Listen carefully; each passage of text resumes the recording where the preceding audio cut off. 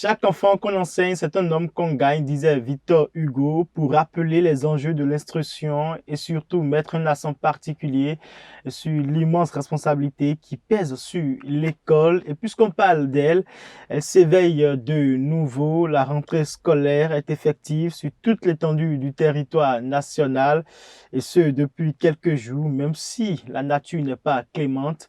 Dame pluie qui dicte sa loi dans certaines régions. Les habitudes ont repris avec les cours entre 7h et 19h, intercalés par des heures libres par endroit, des travaux dirigés, même le travail en groupe pour d'autres. Personne ne veut perdre de vue l'objectif qu'est la réussite. Comme quoi, l'adage qui dit qu'il va loin ménage sa monture a tout son sens. C'est parti ainsi pour plusieurs mois. Dans ce processus d'acquisition de savoir, la bonne organisation doit primer dans le rang des apprenants pour la réussite dans les études, plus précisément pour la réussite de l'année scolaire. C'est d'ailleurs le sujet à la loupe dans ce nouveau numéro de notre émission. À toutes et à tous, bonjour et bienvenue dans Éducation à la loupe. Merci de toujours préférer le Béninois libéré pour vous informer. La donne n'a pas changé. Abonnez-vous et surtout, n'oubliez pas d'activer la cloche de notification. À la question de savoir comment s'y prendre, je reçois pour vous un psychopédagogue. Il a pour nom Eddy Camille Kotor. Avec lui, nous allons ensemble essayer de diagnostiquer ce sujet qui a trait à comment s'organiser pour réussir une année scolaire. Eddy Camille Kotor, bonjour. Bonjour, cher ami. Merci d'avoir accepté mon C'est un invitation. plaisir. Tout le plaisir également pour nous aussi. Sans transition aucune, nous allons rentrer dans le vif du sujet et démarrer avec ce sujet qui nous rassemble aujourd'hui. Mais avant, j'ai envie de vous poser la question de savoir, d'avoir votre avis, si vous le voulez bien, sur le démarrage de la rentrée scolaire depuis quelques jours, j'allais dire. Merci. C'est vrai que la rentrée scolaire ou l'année scolaire 2022-2023 a démarré depuis le 19 septembre et nous y sommes. Malheureusement, il faut avouer que cela n'a pas été effectif. Donc, ce démarrage n'a pas été effectif dans toutes les écoles du Bénin, comme vous avez su bien le mentionner. Dame pluie n'ayant pas permis cela, il y a des élèves qui sont encore à la maison attendant que la situation s'arrange pour que effectivement démarre leur entrée. Et puis, il faut le dire aussi, il y a des classes qui n'ont toujours pas commencé les cours euh, pour défaut d'enseignants. Et là, nous exhortons davantage les gouvernants à mettre bouchée double pour que tous les apprenants, quel que soit leur niveau, ou qu'ils soient sur le territoire national, puissent démarrer effectivement les activités pédagogiques parce que qu'on le veuille ou non, en fin d'année scolaire, pour ceux qui sont par exemple en classe d'examen, ils seront confrontés ou oui, ils seront soumis aux mêmes épreuves au CEP, au BPC comme au baccalauréat. Donc il est bien que les gouvernants prennent les dispositions nécessaires utiles pour que tous les élèves du Bénin commencent effectivement les cours. Les privés, il faut le dire, les privés ont démarré normalement comme toujours. C'est au niveau des écoles publiques que le problème reste encore posé. Mais je pense que d'ici à là, nous espérons que ça va être résolu.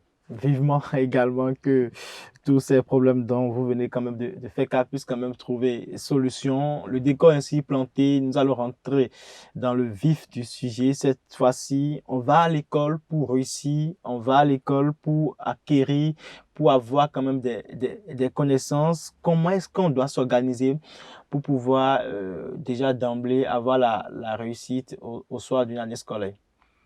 Vous l'avez dit dans votre introduction, euh, réussir est le souhait de tous les acteurs du système éducatif, mais en priorité des apprenants qui vont à l'école recevoir les connaissances, la formation.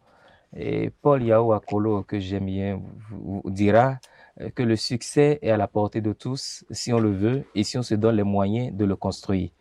Et c'est dire que tout le monde peut réussir. Tout le monde peut réussir.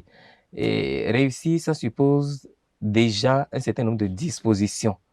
Et La première, c'est de pouvoir, lorsqu'on est élève et que la rentrée scolaire a commencé, c'est vrai, il faut rappeler que l'année scolaire ne se prépare pas dès que la rentrée a démarré. L'année scolaire se prépare depuis les vacances, je dirais même plus loin. Dès qu'on a achevé l'année scolaire en cours, on commence déjà par En préparer même temps, voilà, celle qui doit venir. Et donc, pendant les vacances, on prend toutes les dispositions pour s'organiser de façon à ne pas passer tout le temps à se reposer, à ne pas s'adonner exclusivement aux loisirs, mais de temps en temps à pouvoir récupérer ou retrouver les cahiers, retrouver les documents, faire de petits exercices pour se mettre à jour avant le démarrage de l'année. Et puis quand la rentrée a commencé, l'apprenant doit être en mesure de faire un point à son niveau. Le point de la personnalité, ce que je mets d'un point de la personnalité, c'est ce travail-là qui permet à l'apprenant de faire la part des choses entre ses forces et ses faiblesses. d'accord. Dans quelle matière est-il bon? Dans quelle matière il est excellent? Et dans quelle matière il n'est pas très bon? Et c'est au regard de ce point-là qu'il sait comment, comme on le dit, attraper les taureaux par les cornes, c'est-à-dire comment mettre plus d'entrain à travailler ou à réviser telle ou telle autre matière par rapport à une autre dans laquelle il se retrouve très bien. C'est aussi le moment pour l'apprenant de savoir, par exemple, quels sont ses, ses objectifs, les objectifs qu'il voudrait atteindre. Sénèque dira que le vent n'est pas favorable à celui qui ne sait pas là où il va. Et donc, l'apprenant doit se tracer un chemin. Et parlant d'objectifs à définir, c'est de mettre en place un minimum d'organisation. Et mettre en place un système d'organisation, cela passe prioritairement par la fixation des priorités. Lorsqu'on est élève, quand on est apprenant, notre priorité première, c'est réussir les études. Il n'y en a pas deux. Et puis, les autres activités extrascolaires viennent se greffer à cette priorité-là, réussir dans les études. Mais réussir dans les études, cela nécessite un minimum d'organisation. Et comme je le disais, il faut que l'apprenant puisse se fixer les priorités, savoir comment il doit organiser son temps de façon à l'utiliser de façon judicieuse. Et parlant d'organisation de temps, c'est dire que l'apprenant doit définir un chronogramme hebdomadaire de travail. Avant même d'en venir là, pour quand même avoir un peu plus d'éléments consistants permettant quand même à notre cher téléspectateur d'en tirer profit. Au-delà de tout, vous êtes parti déjà de votre première intervention des vacances où c'est là même il faut commencer à préparer la rentrée. Et déjà dans le feu de l'action, donc la rentrée commencer, c'est relever les forces et faiblesses. Mais avant tout Oui. ça, ne pensez-vous quand même pas qu'aujourd'hui, quand on parle de rentrée, d'étudier, et en tant que psychopédagogue, c'est aussi la psychologie qui intervient, d'où l'apprenant se doit d'être positif. Merci, vous avez bien touché l'aspect là, l'aspect psychologique. Euh, Bien souvent, les parents, c'est vrai qu'ils remplissent leur devoir, c'est-à-dire mettre à disposition les fournitures scolaires, le matériel didactique, pédagogique, et puis ils assurent les frais de scolarité, d'écolage, et ils assurent le nécessaire aussi en termes d'habillement. Oui. Mais au-delà, il y a la préparation psychologique qui n'est pas à négliger. Cette préparation euh, se veut d'autant plus intéressante ou indispensable, surtout lorsqu'on a par exemple des apprenants qui n'ont pas excellé l'année scolaire précédente ou des apprenants qui sont appelés à reprendre la même classe parce qu'ils n'ont pas atteint le seuil de Parce réussite. que le doute Et était déjà toujours dans la tête de ceux-là. justement, et quand nous prenons encore l'autre catégorie, les candidats qui ont échoué à l'examen, il faut pouvoir leur remonter le moral pour que la reprise soit quand même effective à leur niveau, qu'à la reprise, ils aient un mental fort. Et puis, nous avons ces différentes catégories d'apprenants qui n'ont pas forcément besoin des mêmes attentions. Celui qui brillamment a réussi à l'école et qui passe en classe supérieure n'a pas forcément besoin de motivation au même titre. C'est vrai qu'il en a besoin aussi, mais pas au même titre que quelqu'un qui est appelé à reprendre une classe ou quelqu'un qui sait que ses difficultés sont nombreuses. Et donc, c'est les parents d'abord qui doivent jouer ce rôle-là de motivateur, qui doivent jouer ce rôle, comment dire, qui doivent donner l'encouragement qu'il faut aux apprenants. Et c'est pour cela d'ailleurs que la rentrée scolaire doit pouvoir se préparer en famille. Quand on a assuré tout ce qui est lié à la préparation physique et à la préparation mentale et psychologique qui est aussi capitale, et pour cela, on doit par exemple avant la rentrée faire une séance avec les enfants à la maison, pouvoir leur expliquer pourquoi est-ce qu'ils vont à l'école, parce qu'il y a beaucoup d'enfants qui ne le savent pas. C'est parce que papa ou maman a demandé qu'on va à l'école, mais on ne sait pas pour quel objectif nous allons à l'école. Comme quoi, aujourd'hui, aller à l'école est devenu une formalité, C'est une quoi. formalité. Pour les enfants, en réalité, et c'est vrai, ça devient une formalité, alors qu'en réalité, ce n'est pas une formalité, c'est nécessaire, c'est ultime, c'est indispensable pour réussir dans la vie. Et ça fait partie déjà des droits fondamentaux. Déjà, Déclaration universelle des droits de l'homme, S'instruire. la Charte voilà, des Nations unies pour l'enfance, la Constitution de la République du Bénin en son article 8, c'est que tous ces tests légaux rappellent l'importance de ce droit qu'est le droit à l'éducation, qu'il faut pouvoir assurer à tous les enfants, le droit à l'instruction et à la scolarisation.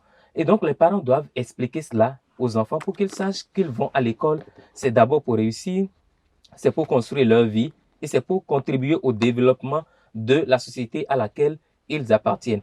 Et donc, le mental doit être au beau fixe et c'est aux parents de jouer ce rôle-là, de pouvoir motiver les apprenants, motiver les enfants de façon à ce qu'en commençant l'année, ils puissent véritablement avoir à tête que c'est une seule chose, la réussite. Quand on a le mental au beau-fils, comme vous venez de le souhaiter, quand même pour tous les parents, les apprenants, et quand après la rentrée commence, on a quand même relevé ses forces et faiblesses en matière de plan de travail, quelles sont les aptitudes ou quelle est la démarche, quelles sont les démarches qui doivent quand même être au rendez-vous pour un apprenant? Merci. Lorsqu'on a fini de faire les préalables, il faut avoir un chronogramme hebdomadaire. Il y a le temps scolaire et il y a le temps extrascolaire. Le temps scolaire, l'emploi du temps que l'école nous impose. L'apprenant doit pouvoir concevoir son emploi du temps du lundi jusqu'au dimanche, donc tous les jours de la semaine, et commencer par insérer d'abord dans cet emploi du temps, dans ce chronogramme, les heures de cours. À quel moment est-ce qu'il se retrouve à l'école? Et puis, en dehors de l'école, quelles sont les autres activités qu'il est appelé à mener? Et parlant d'autres activités, il y a par exemple les soirs où il rentre, il doit dîner, ou si c'est à midi, il doit faire la sieste, il doit réviser les leçons de l'après-midi, il doit faire la lessive, il doit faire les travaux domestiques, il doit aller peut-être au terrain de sport les mercredis après-midi, il doit aller faire le karaté.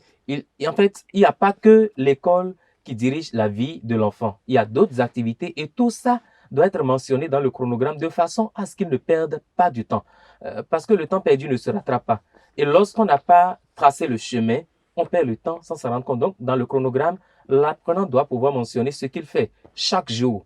À l'heure de réveil, s'il se réveille à 5 heures ou à 6 heures, de 6 heures jusqu'à 22 heures ou 23 heures, l'heure d'aller au lit, il doit pouvoir programmer tout ce qu'il mène comme activité. Même si cela n'est pas respecté à 100%, déjà à 75%, c'est un effort louable.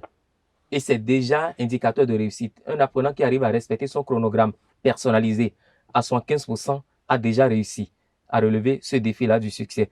Et donc, pouvoir faire l'alternance entre les activités pédagogiques ou les activités scolaires et les activités extrascolaires. Et puis, permettre aussi à des moments donnés de considérer les impondérables, les situations qu'on n'a pas forcément prévues et qui peuvent intervenir. Mais il faut savoir que, par exemple, si samedi matin, j'ai prévu faire les études de 9 heures à midi et que pour un cas de force majeure, Oui. une situation que je n'ai pas prévue intervenait et que je sois obligé de satisfaire à cette demande-là ou à cette urgence-là, je dois trouver le moyen de revenir combler le vide créé par cette activité que je n'ai pas pu mener. Et puis, après avoir établi son chronogramme, il faut par exemple le mettre dans son sac tous les jours. Il faut avoir une copie dans son sac, une copie avec laquelle on traîne et qui nous permet de voir au fur et à mesure l'évolution de la journée, ce qu'on a prévu faire pour ne pas les rater. Et puis, une autre copie à coller dans sa salle d'études ou bien dans sa chambre à coucher, de façon à pouvoir jeter les yeux là-dessus chaque jour, dès qu'on se réveille, dès qu'on revient à la maison. Et ce qui souvent perturbe aussi les apprenants, c'est le temps de pause. Lorsqu'on a terminé les cours de la matinée à midi et qu'on doit repartir ou reprendre à 15 heures, il faut mettre ce temps à profit. Déjà de midi à 13 heures, il faut considérer que c'est le temps de battement, le temps de pause, et à 13 heures, on peut prendre le déjeuner, et puis il faut se reposer. C'est indispensable de se reposer parce que le sommeil joue un rôle quand même fondamental aussi dans la construction des connaissances et des savoirs. quand le cerveau ne s'est pas reposé, il ne lui est pas possible de rendre toutes les acquisitions auxquelles on l'a soumis. Et donc, il faut pouvoir se reposer. Et c'est pareil pour la nuit. Le temps de sommeil, comment dire, exigé, c'est 8 heures de temps de sommeil par jour. Quand on est déjà à un certain âge, quand on est déjà vers l'adolescence ou l'âge, bon, je veux dire à partir de 16 ans, 18 ans, on peut considérer cela. Mais pour les enfants qui sont encore plus jeunes, le temps de sommeil doit être à environ de 10 heures. Et donc, respecter tout cela, ça contribue à un développement cognitif et psychologique normal du cerveau et de l'apprenant qui est appelé à avoir toutes ses facultés en place pour réussir dans les études. Et parlant de gestion du temps, bien souvent, on ne voit pas le temps passer. Et puis, c'est peut-être 2-3 jours après qu'on se rend compte qu'il y a un apprentissage ou qu'il y a une leçon qu'on n'a pas pu réviser. Et puis, on se retrouve nez à nez à la veille du cours suivant avec peut-être des évaluations qui nous guettent. Oui. Et puis, c'est la désolation. Je pense que la règle d'or, c'est que lorsqu'on a fini de recevoir un enseignement ou lorsqu'on a fini la journée de travail à l'école, quand on rentre, il faut pouvoir parcourir au moins une fois d'abord tous les cahiers des cours reçus dans cette journée avant d'entamer les cours du lendemain. Et c'est comme ça qu'on doit Est-ce s'organiser. que cette règle-là, elle est la même quand même en matière de, en ce qui concerne, j'allais dire plutôt les heures libres, puisque au-delà du repos normal, comme vous venez de l'indiquer, on constate que déjà dans les écoles aujourd'hui, il y a les heures libres qui sont quand même à disposition pour beaucoup de classes, sauf les classes d'examen qui par moment n'ont pas forcément des heures libres. Quand on a des heures libres, qu'est-ce qu'on doit en faire concrètement? Se reposer, s'amuser, qu'est-ce qu'on doit en faire? Le repos, je le disais, quand on a atteint l'âge adulte, le repos, c'est de 8 heures de temps, ou le sommeil, j'allais dire, c'est 8 heures de temps. Mais pour les personnes plus jeunes, ça peut aller de 10 heures à 12 heures de temps, selon qu'on soit enfant ou adolescent. D'accord. Le temps libre est prévu d'abord par l'institution scolaire. Quand nous prenons les emplois du temps dans les écoles, vous avez peut-être cours. Au primaire, c'est d'office toute la journée. Vous allez au cours ou à l'école à 8 heures, vous finissez à 17 heures ou à 17h30. Ça dépend des écoles. Il y a des écoles qui continuent jusqu'à 18 heures aussi pour combler, comment dire, pour maintenir les enfants Oui. dans les écoles pour les travaux dirigés. Mais réglementairement, c'est à 17 heures que dans les écoles primaires, les cours prennent fin. Mais dans les collèges, dans les cours secondaires, l'enfant peut aller, par exemple, à l'école de 8 heures à 10 heures et revenir à la maison pour ne repartir que l'après-midi à 15 heures. Et donc, de 10 heures à 15 heures, il a tout ce temps pour lui. Et comment organise-t-on les heures libres? Bien souvent, on ne s'en rend pas compte, mais c'est la paresse qui nous guette. La nonchalance et le fait de remettre à demain ou à plus tard ce qu'on peut faire tout de suite. Et ça, j'avoue que même les personnes âgées, même les adultes sont confrontés à ces genres de situations-là. On procrastine, on se dit je peux le faire après. Je peux le faire après. Et finalement, on se retrouve nez à nez avec l'échéance. Donc, je pense que les heures libres, il faut pouvoir les gérer de façon bénéfique. Et c'est pour ça, d'ailleurs, que l'apprenant doit avoir un chronogramme qui lui permette de caser au niveau des heures libres des activités précises ou des tâches précises qu'il doit exécuter. Quand on n'a rien prévu, c'est normal qu'on navigue à vue.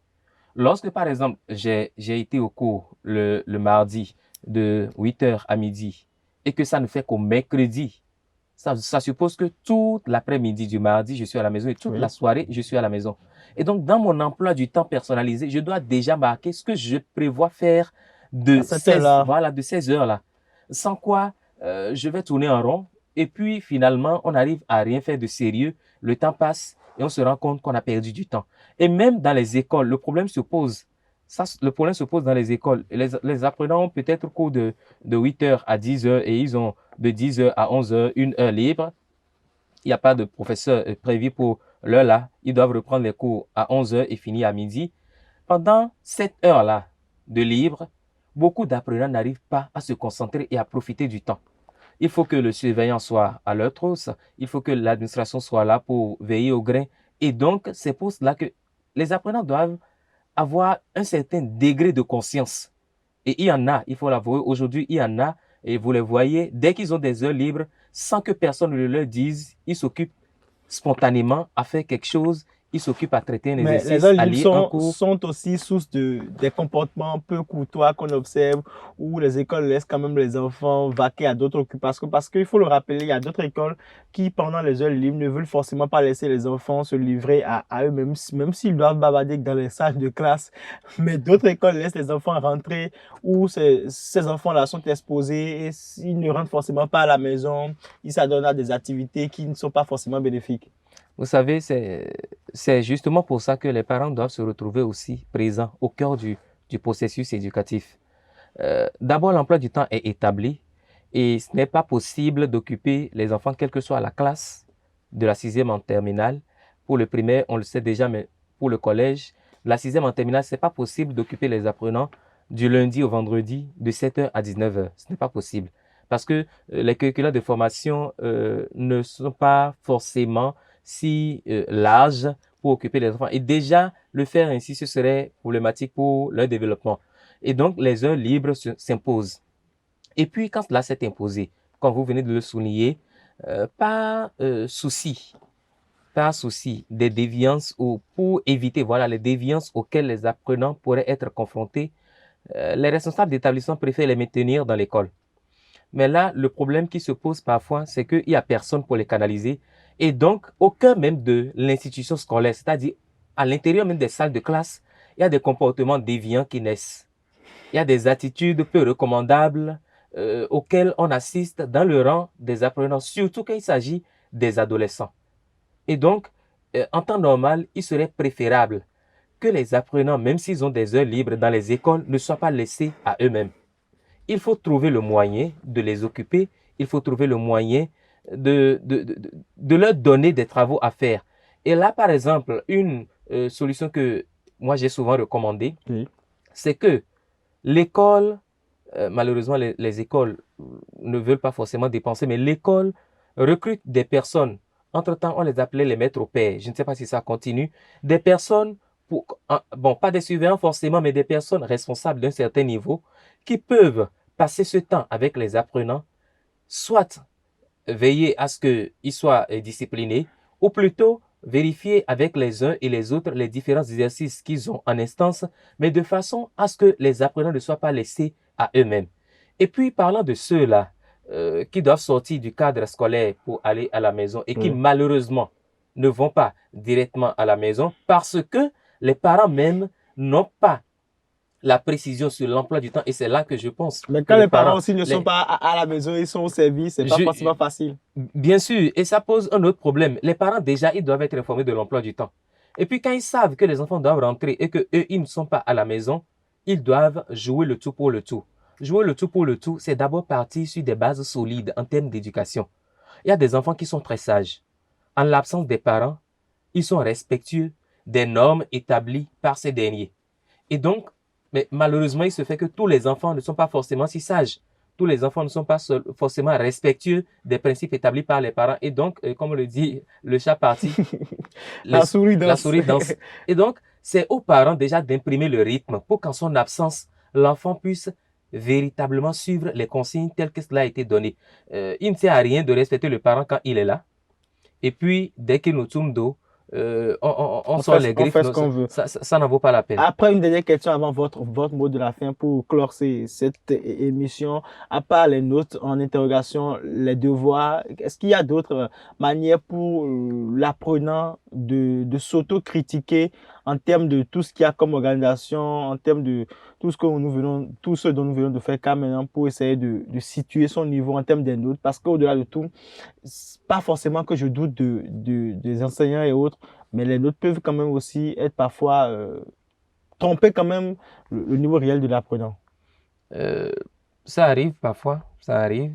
Et pouvoir se remettre en cause, c'est ça déjà l'idéal. Le comportement idéal pour chaque apprenant, quel que soit son niveau. Malheureusement, il se fait que de plus en plus, nous avons des apprenants qui ne sont pas francs vis-à-vis d'eux-mêmes. Vous voyez un apprenant qui a des difficultés dans une matière, mais qui n'arrive pas à en parler. Et moi, je leur conseille, lorsque vous venez à l'école, déjà, il y a le comportement à avoir quand on est apprenant.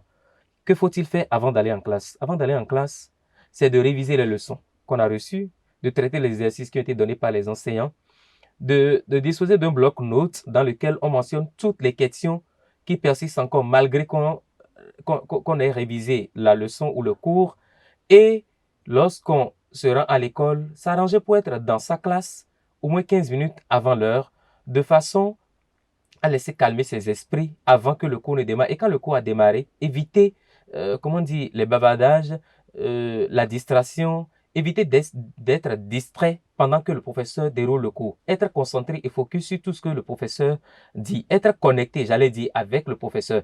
Et puis, pendant que le cours se déroule, quand on a des inquiétudes, il ne faut pas hésiter à poser des questions. Malheureusement, il se fait que on a peur de la réaction des camarades et on préfère ne pas poser la question. On se dit, arrivé à la maison, alors que le lieu pour comprendre les incompréhensions, pour lever les incompréhensions, c'est d'abord la salle de classe. C'est d'abord quand le professeur est là, parce que quand le professeur est parti, ce temps-là que vous prenez pour rentrer est suffisant pour oublier tout ce qui a été dit. Et donc, poser des questions quand cela est nécessaire et parfois même provoquer des questions pour permettre non seulement aux autres camarades qui n'ont pas compris de comprendre, mais pour soi-même élever son niveau. Et je dis, les parents ont payé la scolarité pour qu'on pose des questions, pour qu'on comprenne, pour qu'on réussisse. Et donc, il n'y a pas de raison qu'un apprenant dise, je ne pose pas de questions ou j'attends d'aller à la maison. Le maître ou le répétiteur qui est à la maison, en réalité, comme son nom l'indique, il est là pour répéter. Il n'est pas là pour reprendre le cours. Et donc, on doit d'abord comprendre à l'école avant d'aller à la maison. Et puis, il faut aussi que les apprenants puissent choisir des positions qui leur permettent effectivement de suivre en classe. Moi, je dis souvent, on peut se faire ami à tout le monde. Dans une classe, il y a un peu de tout. Il y a toutes les sensibilités et tous les comportements, aussi bien, comment dire, les comportements recommandables que ceux non recommandables. Et donc, chaque apprenant doit savoir se faire des amis, aussi bien dans sa classe que dans son école. Il faut se faire ami aux personnes là qui sont en mesure de nous porter loin, de nous soutenir quand nous avons des difficultés en classe. Ces amis-là qui peuvent nous dire la vérité quand nous commettons des erreurs. Ces amis qui peuvent, etc. Et puis, lorsqu'on a fini le cours, en rentrant chez soi, on doit pouvoir commencer une première révision en chemin. Qu'est-ce qui a été fait à l'école? Se rappeler, même dans les moindres détails, les différentes réactions du professeur. Par exemple, le professeur qui a puni tel élève, le professeur qui a interrogé tel élève sur telle question, le professeur qui a répondu à telle question. Tout ce rappel permet à l'apprenant de faire une première révision déjà de tout ce qui a été dit en classe. Et puis, les moments d'étude. À la maison, il faut avoir un cadre agréable pour l'étude, un cadre où il n'y a pas trop de bruit, un cadre calme, un espace calme où on peut se concentrer pour étudier. Il est vrai que certains apprenants ont pris l'habitude d'étudier quand ils sont à fond dans la musique ou devant la télé, mais malheureusement, il faut le dire, ce n'est pas de bonnes habitudes parce que quand vous devez étudier, vous devez avoir présent tous vos sens. Or, quand vous êtes devant la télé, vous êtes en fait en train de faire plusieurs choses à la fois. Or, il faut rester concentré quand on veut étudier pour espérer s'en sortir. Et puis, il faut ajouter aussi pour finir cette fois-ci. Oui, véritablement pour finir. Oui. Il est aussi conseillé d'avoir de petits groupes d'études, de travailler avec des camarades parce que seul, on n'arrive pas toujours à s'en sortir. Et par-dessus tout, travailler comme si tout dépendait de vous quand vous êtes apprenant et prier comme si tout dépendait de Dieu. Et voilà qui est bien dit par Eddy Camille Koto. Je rappelle qu'il est psychopédagogue et il a donné beaucoup de conseils quand même aux apprenants pouvant permettre à ceux-ci de s'organiser et de pouvoir arracher la réussite au soir de cette année scolaire qui a commencé depuis quelques jours. Je le disais déjà à l'entame de cette émission. Eddy Camille Koto, merci. C'est un plaisir. Et on va se retrouver certainement une prochaine fois pour un autre sujet. À vous, très chers téléspectateurs, internautes, merci de nous avoir suivis. On se donne rendez-vous pour un autre numéro de Éducation à la loupe. À très vite.